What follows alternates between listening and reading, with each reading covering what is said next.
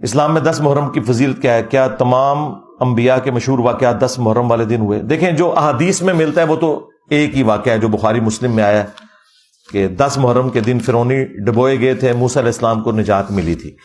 باقی اسرائیلی روایتوں میں اور ہماری بھی تاریخ کی روایتوں میں اس طرح کی باتیں ملتی ہیں کہ یونس علیہ السلام کو بھی 10 محرم کو نجات ملی۔ اسی طریقے سے باقی انبیاء اکرام کے بھی جو بڑے بڑے واقعات ہیں وہ 10 محرم کے دن کوٹ کیے جاتے ہیں، لیکن ہماری امت میں تو 10 محرم کے دن نواسے رسول صلی اللہ علیہ وآلہ وسلم کی شہادت نے وہ سب کو ڈومیننٹ کر دیا۔ ہمارے لیے تو اب 10 محرم ایک سمجھ لیں ایک غم کی علامت بن چکا ہے۔ ادروائز اس سے پہلے جو انسانی تاریخ کے بڑے بڑے واقعات تھے مومنین کے اعتبار سے پازیٹو، وہ 10 محرم کے دن رپورٹ ہوئے ہیں۔ ایک تو بخاری مسلم میں ہی آ گیا۔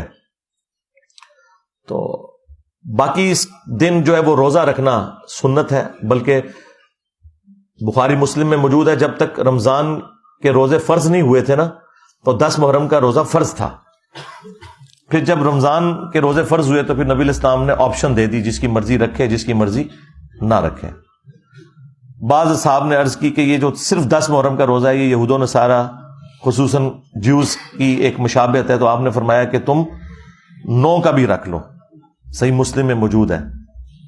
اور پوری تفصیل جو ہے وہ جامع ترمذی میں ابن عباس کا قول ہے، جس کی سند جو ہے وہ سنن کبریٰ البیہقی میں ہے کہ 9 اور 10 2 روزے رکھ کر یہودیوں کی مخالفت کرو۔ اور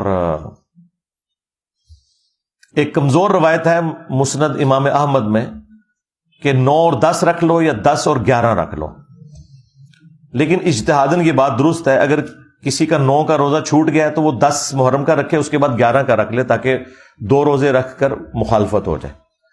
باقی جو شیعہ حضرات نے ہنگامہ کھڑا کیا کہ 10 محرم کا روزہ جو ہے وہ یہودی کوئی نہیں رکھتے تھے، تو وہ بھی میں نے 1.25 گھنٹے کا لیکچر دیا تھا، اور وہ کہتے ہیں کہ آج کل کے یہودی تو کوئی نہیں رکھ رہے اور وہ ڈیٹس کیسے میچ کرتی ہیں۔ میں نے پوری تفصیلی اس کے اوپر گفتگو کی تھی۔ یوم کپور کے حوالے سے ان کا جو ہے وہ تشریع یا تشرے دونوں پروننسیشن بولی جاتی ہیں اس مہینے کے لیے۔ اور ابھی تو یہ پچھلے مہینے تو ہمارے ایک دوست ہے پنڈی میں علی الاحسن نقوی صاحب، انہوں نے باقاعدہ مجھے شیعہ کی احادیث کی کتابوں سے وہ ساری حدیثیں بھیجی، بالکل بخاری اور مسلم والے الفاظ ہیں 10 محرم کے روزے کے اعتبار سے۔ اور شیعہ نے ہنگامہ کھڑا کیا یہ سنیوں نے خود سے یہ روزہ بنا لیا ہے، حالانکہ ان کی کتابوں میں بھی ان کے اصول کے اوپر وہ صحیح حدیثیں موجود ہیں، اور جو وہ لے کے آ رہے ہیں وہ ان کے اپنے محدثین کے ہاں جھوٹی اور من گھڑت روایتیں ہیں، صرف سنیوں کو نیچا کرنے کے لیے۔ جس طرح سنی بھی یعنی شیعہ کو نیچا کرنے کے لیے خود سے ہی بنا لیا کہ جی وہ کالا لباس جہنمیوں کا لباس ہے، تو کام دونوں طرف کی پارٹیوں نے اور بڑوں نے ڈالا ہوا ہے۔